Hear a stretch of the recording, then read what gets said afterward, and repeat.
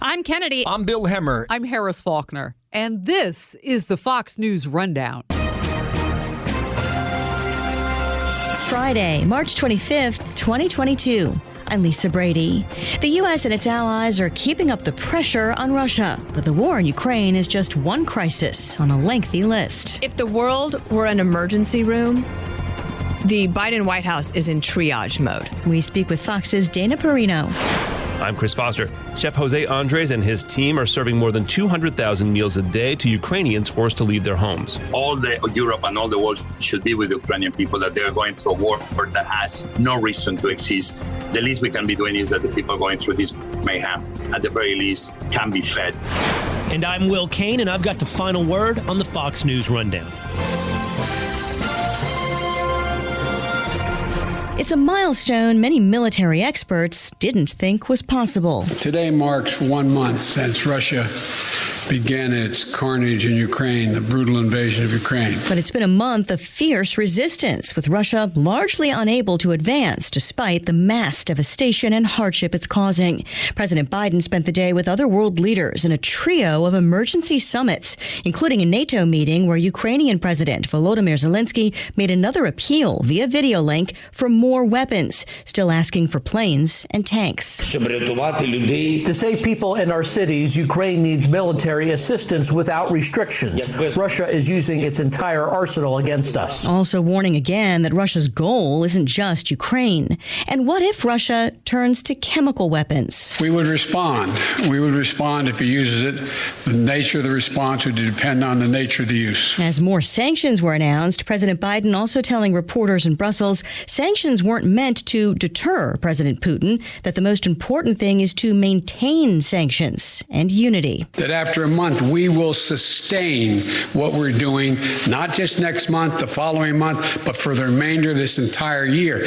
That's what will stop him. He says NATO has never been more united. Well, a couple of things. One, it looks like there are a couple of countries in Europe that are going a little wobbly on the sanctions. Dana Perino is co-anchor of America's Newsroom on Fox News Channel, co-host of The Five, and a former White House press secretary for President George W. Bush. For example, France, they are doing the sanctions, but they're doing a ton of other business with Russia still. And I would imagine at the G7 leaders meeting that this will come up, that they need to be unified. Also, even for us, our energy sanctions don't go into place until June 24th. So Putin can withstand a lot of pain. Besides, he's not personally hurting. He doesn't care about his people. That's obvious. So I think that he is willing to take a lot of pain. The other thing is he did something kind of interesting. He said anyone wanting to buy oil and gas from Russia is going to have to pay in rubles. Why would he do that? Well, because he knows his financial system is under a tremendous amount of strain. And our country is going to want to change their currency into rubles in order to buy his oil and gas. I think that could backfire on him. And I think that something that is not changing his mind is that he doesn't care about the people, either the Ukrainians or his own people. He doesn't mind if they suffer. He's got a very different mindset than all of us. How much does a united front on sanctions enforcement matter? Well, without it, it doesn't matter. Because, I mean, are we putting enough pressure on countries that are willing to help Putin in any way? I think that we'll have to see. Do you remember when we first put the sanctions forward about 3 weeks ago? Biden said, we'll see where we are in a month. And we all thought, what do you mean a month? That seems so far away. We need to know right away. These people are dying.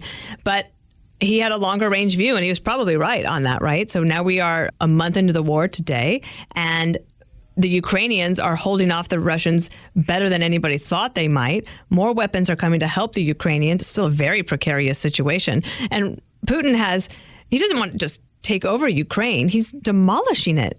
Some of these beautiful cities are gone. They're reduced to rubble. There is still kind of a debate about giving fighter jets to Ukraine, not directly from the U.S. This is all something Americans are paying a lot of attention to. 63% in a new Fox News poll say the U.S. should be doing more to help Ukrainians fight Russia. More than half in the survey said they would support a no-fly zone. has the Biden administration had the right balance handling Putin so far? Well, on the MiGs in particular, it's very curious. One, I think that Poland was ready to do it. It seemed like it had been signed off by everybody, including the Secretary of State. And then it goes to the president at the White House and he pulls it back. Now, he might have good reason to do that, and perhaps in the future we'll be able to find out exactly what those reasons were. But Zelensky and his military believe that they need the MiGs in order to protect people from being shelled from up above. Without them, they say that they can't do it. Now, NATO and the countries that are supportive are saying, well, we'll provide you weapons and here's some tanks. Like, we don't want tanks. We want the missiles. So perhaps at this meeting of the minds, NATO can come together and decide what is actually needed and what can be provided as quickly as possible, because time is of the essence. I wanted to ask you about White House messaging because you've worked in a White House in a time of crisis. How hard is it to thread that needle when you have to consider not only the American people and the media, but also allies and enemies with what you're saying? Oh, I love this question. The president that I worked for, President Bush, used to describe it to me as any president at any time is talking to 5 audiences, especially when there's a foreign policy issue involved. 1 is your ally. 2 is your adversary. 3 are the American people. 4, the citizens of the other countries. And 5, your own military.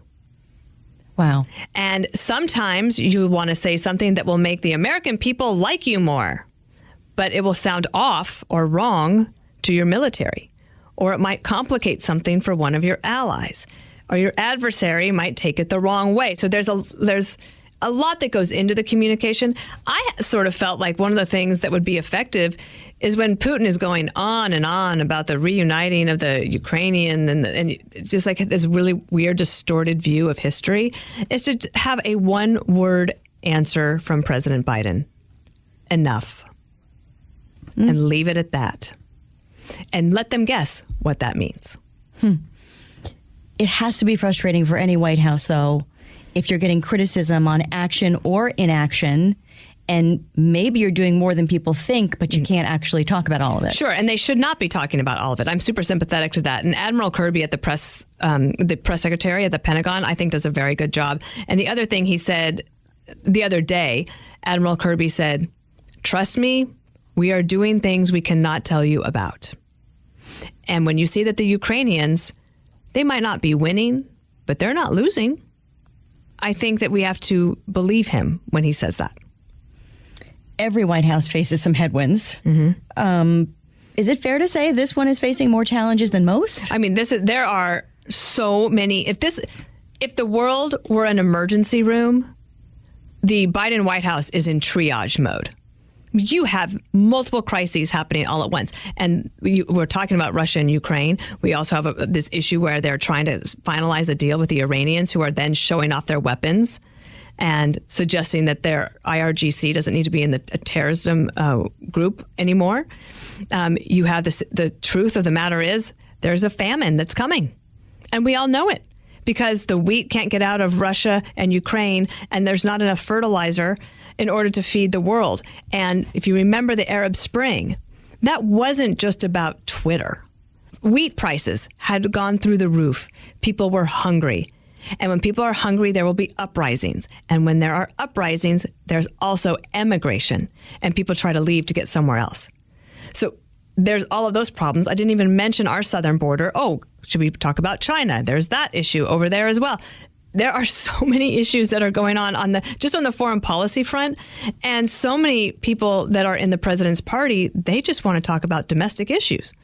And they have pulled the president quite far to the left, and which is why, one, the president is looking at historic losses when it comes to the midterm elections, and they're not going to be able to get a lot done between now and then. And then we're off to the races for 2024. So they have headwinds, but I think that because things are so precarious right now and national security is so important, they have to focus on that and not worry about the elections or about the poll numbers. They have to do what they think is right and let the chips fall where they may. Then, of course, we have the high inflation, which is both domestic and global. Excuse me, I didn't even mention that part. Yes, of course. The famine's been on my mind, but the energy prices, they're hitting absolutely everybody, especially the low income. And then the White House umbrella over all these things is it's either pandemic related or it's Putin's fault a lot. Is that holding water with voters?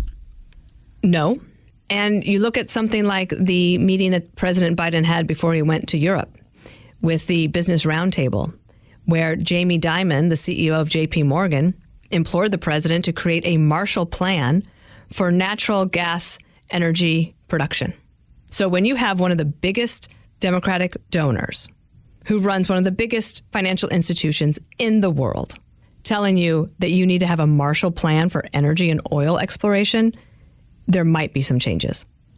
But that would be where Biden needs to say, we can do more oil and gas production while we try to transition to greener energy, but we have to do this now. And he's going to have to buck that left side of his party. While the president was in Europe, the Senate Judiciary Committee was wrapping up confirmation hearings for Supreme Court nominee Ketanji Brown Jackson, who spent quite a bit of time Tuesday and Wednesday defending sentencing decisions, especially in child pornography cases, while fielding questions from Republican senators, including Missouri's Josh Hawley. The government asked for enhancements. Why didn't you apply the enhancements as they were asked for? Senator, I've answered this question many times from many senators who've asked me, so I'll stand on what I've already said. Judge Jackson says her decisions have been based on factors beyond sentencing guidelines, that she weighs the evidence, differentiates among defendants, and that her sentences have been in line with most of her colleagues. Given that Democrats have the votes to confirm her, were Republicans using the hearings to help set the stage on some midterm issues? And was that a wise thing to do? I mean, it's hard to imagine that a Supreme Court nominee's hearings in March will be top of mind come November. However, there are issues about crime that are going to be on the ballot, and also about parents and parents' involvement and with their children. I think that the Republicans know that Ketanji Brown Jackson has the votes. I think they did what they could, the best they could. I do think that I'm not one to harp on media bias, but when it comes to judicial nominations, it is so stark to me how Republican nominees are treated in the media versus Democratic nominees. It's just unbelievable. Democrats are considered passionate for asking tough questions. Republicans are considered attack dogs for doing the same thing. I mean, she would be, of course, making history. She's already made history just by being nominated. She has made history. She will make history as a Supreme Court justice. And it's premature to congratulate her, but I think that it is not lost on me that this is a significant historical moment. We lost a historic figure this week, to say the least. Madeleine Albright, highest ranking woman in U.S. government history at the time when she became President Bill Clinton's Secretary of State. I loved that the official statement from President Biden on her passing mentioned her collection of pins. What was it like to know her and to spend any time behind the scenes with her? She was such a woman of strength and dignity and grace, and I love that combination. She was quite blunt, but she had earned the right to be. She believed in America fiercely and in liberty and democracy and freedom, and for fighting for the little guy, as she did during the Serbian War when she went to Bill Clinton and said, we need to get involved. So I love the fact that she used her pins as a way to communicate to the world. She was artistic. She was a mom, just an incredible woman. I was honored to know her. I didn't know her as well as some other people, like Jillian Turner here at Fox News, actually got her first job from Madeleine Albright. But one of my favorite stories is that the first woman, Secretary of State, who was an immigrant to our country, Madeleine Albright, her family fled the Nazis. Her dad got a job as a professor of international relations at the University of Denver. And a few years later, who becomes his student? But Secretary Condoleezza Rice. And it's a lovely story how that all came full circle. Wow. Layers of history. Yeah. Dana Perino, always a pleasure, co-anchor of America's Newsroom on Fox News Channel, also co-host of The Five. And I want to mention season 2 of your podcast, Everything Will Be Okay, is available starting Monday. You can find that at foxnewspodcasts.com. Thank you for spending some of your time with us. Loved it. Thank you.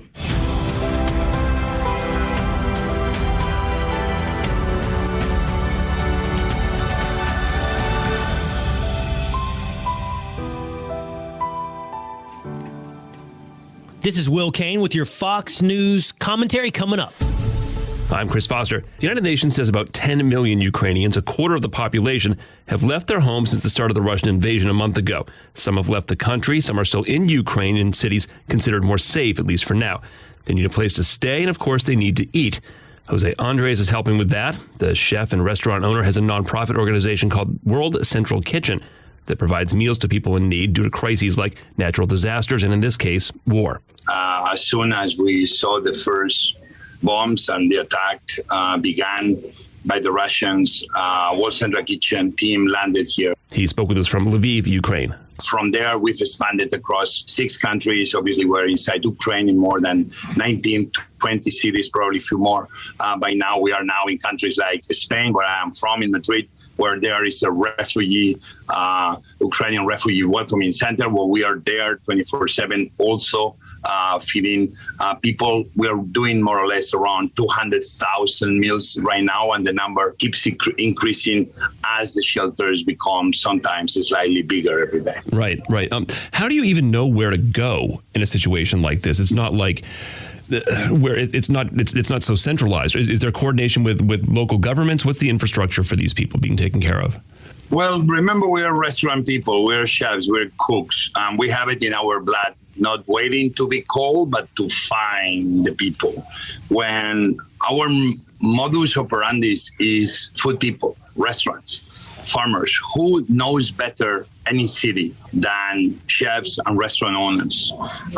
We get information on the fly. It's train stations that need food. Those are very obvious. In the border, when people are waiting on the buses, sometimes for hours, like in the early days, sometimes for days, 5-6 days.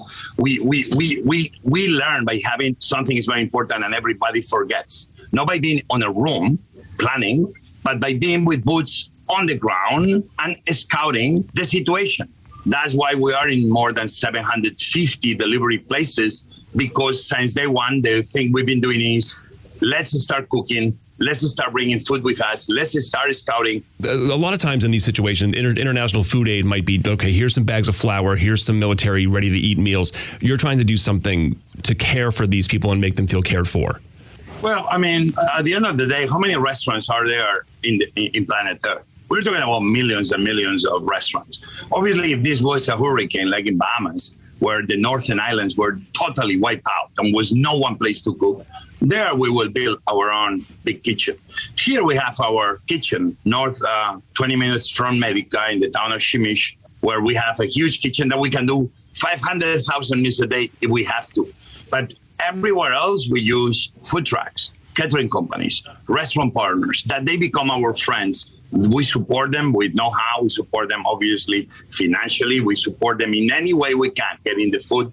But right now, the food in, obviously, Poland, Romania, Moldova, Slovakia, Hungary, in the places we are all across, is no issue with food.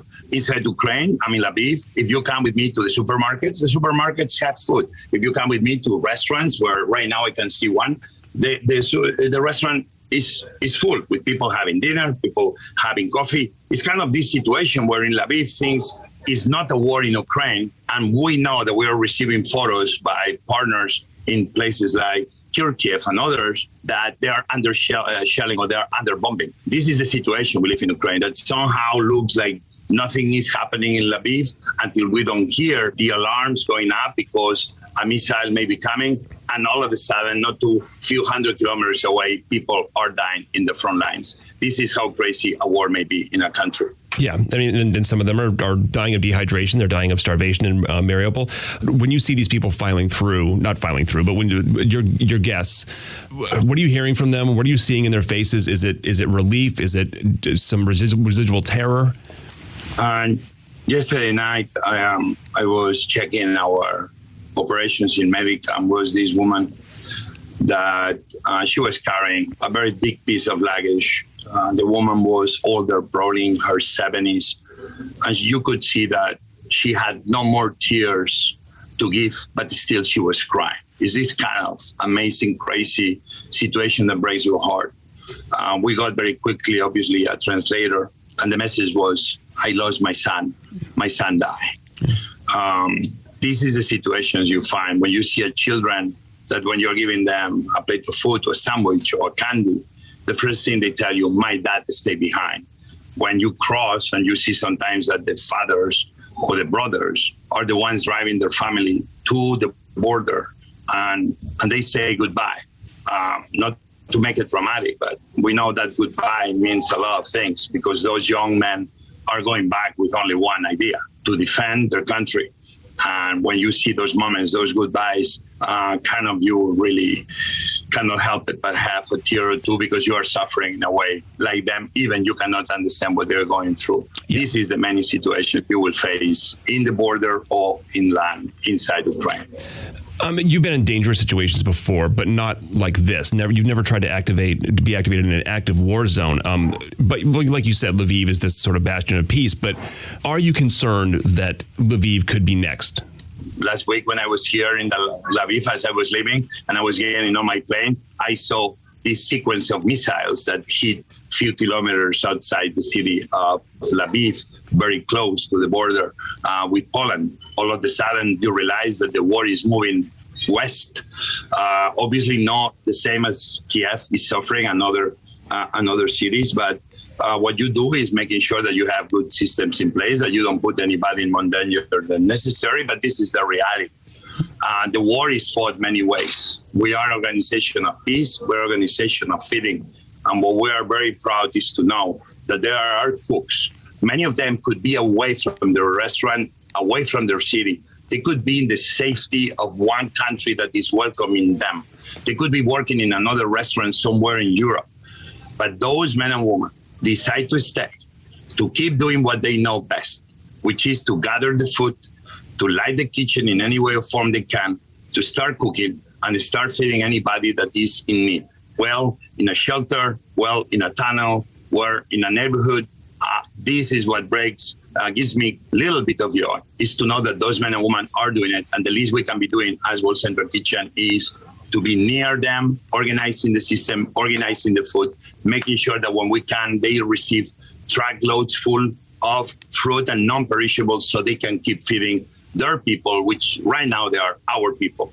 All the Europe and all the world should be with the Ukrainian people, that they're going through a war that has no reason to exist.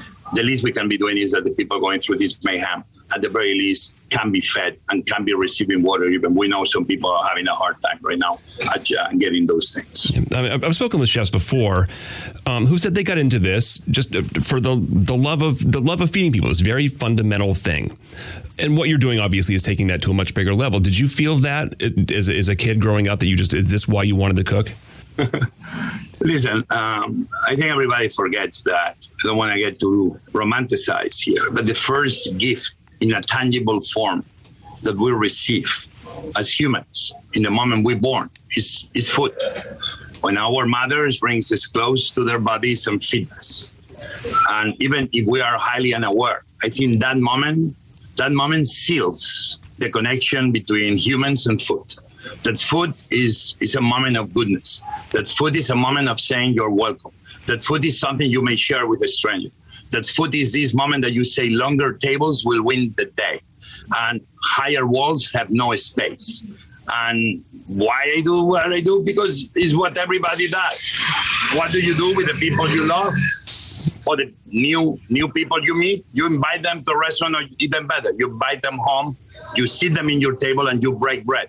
My friend, that's what I do. But that's what very much every single chef in Ukraine right now. And let me tell you, in Poland, in Romania, I want to say thank you to the hundreds of thousands, if not millions, of people that in a very unselfish way, in the moment that refugees were leaving Ukraine and crossing into their cities, from firefighters to school teachers to retired military, all began cooking, all began giving diapers or giving blankets or whatever was needed to take care of this crisis. The people that helped these refugees from the beginning were not the very big organizations, were not the UN, was not the European community, was everyday citizens taking lead and taking care of people in need. And to all of them, my biggest round of applause, because I've been here and I've seen it in first person.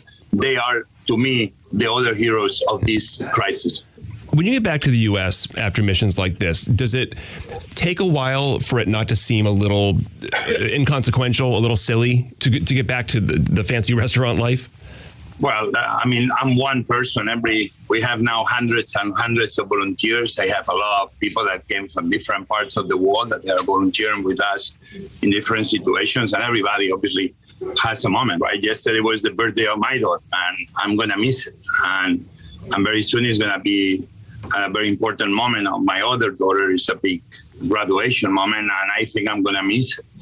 And like me, we have millions right now of Ukrainians that they are not only missing those important moments, but that they don't have loved ones already because they are dead, or because they lost their homes, because they are already under ruins.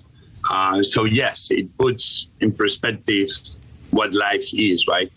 I always say that what must be good for me must be good for others. Jose Andres, I'm sure your daughters are very proud of you, and I'm sure you'll make it up to them when you're able to get home. Jose, founder of the nonprofit World Central Kitchen, thank you very much for talking to us. Thank you for having me.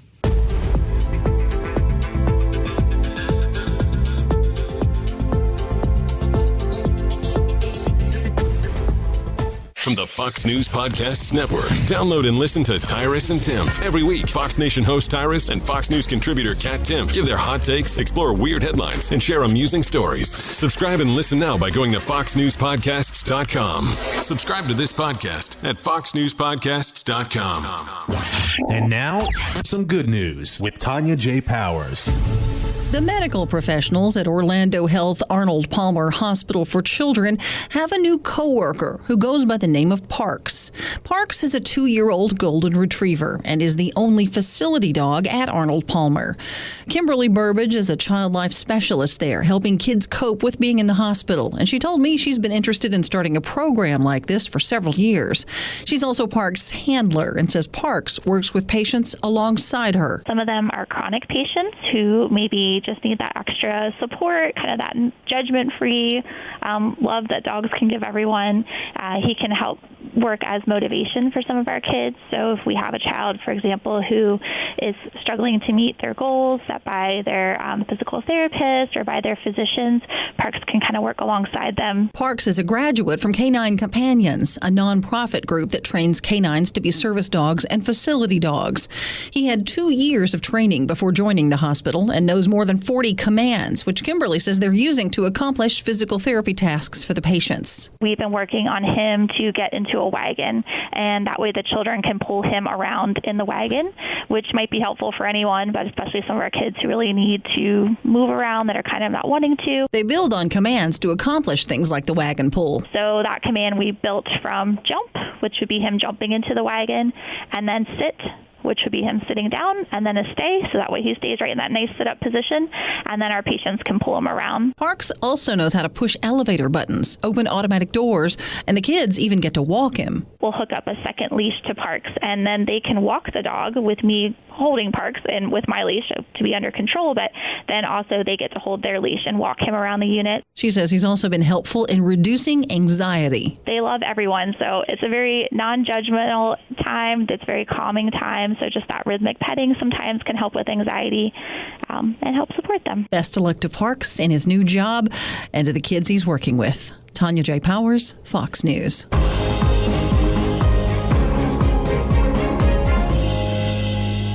It's time for your Fox News commentary. What's on your mind? Leah Thomas didn't win the women's 500 freestyle at the NCAA championships because Leah Thomas is a man. Emma Wyatt won the 500. So says Florida Governor Ron DeSantis. For far too long, sanity has been content to point and mock insanity. We've trusted that reality would reward and permit sanity to prevail. We are children of the Enlightenment. We thought logic and reason would win the day. But America is sliding into a new dark ages, one where racism is approved if it's called anti-racism, one where science means thou shalt not question Fauci, and one where men are women and women are men. We've talked about the need to create parallel systems, to create tech companies where censorship is not the rule, to create companies, large corporations, entrepreneurial small businesses that don't approve of sexualizing children, and of finding states that are free from anti-scientific lockdowns. The idea is you shouldn't participate in a system or with a company that hates you. You shouldn't participate in a fraud. That's what Florida Governor Ron DeSantis said, that Florida will not participate in the fraud, that Leah Thomas is a man and participate in the destruction of women's sports. Good. Don't participate. Don't pretend. Don't participate. Opt out. Find companies. Play sports. Not ruled by insanity. It would be best if all the women swimmers in the NCAA just walked out, wouldn't pretend, wouldn't participate, and find parallel systems. That's what Governor Ron DeSantis has done. Leah Thomas is not your champion. Emma Wyant is the champ. This is Will Cain, host of the Will Cain Podcast, which you can find by going to foxnewspodcast.com. You've been listening to the Fox News Rundown. Stay up to date by subscribing to this podcast at foxnewspodcasts.com. And for up-to-the-minute news, go to foxnews.com. Getting Schooled is a podcast hosted by Fox Nation's Abby Hornacek. Each week, Abby and her expert guests tackle topics we take for granted and help explain the roots and meanings behind them. Subscribe and listen now by going to foxnewspodcasts.com. America is listening to Fox News. Love Fox News? Click the subscribe button to get more of the news and opinion you trust. And click the Fox News Rundown playlist for the latest episodes.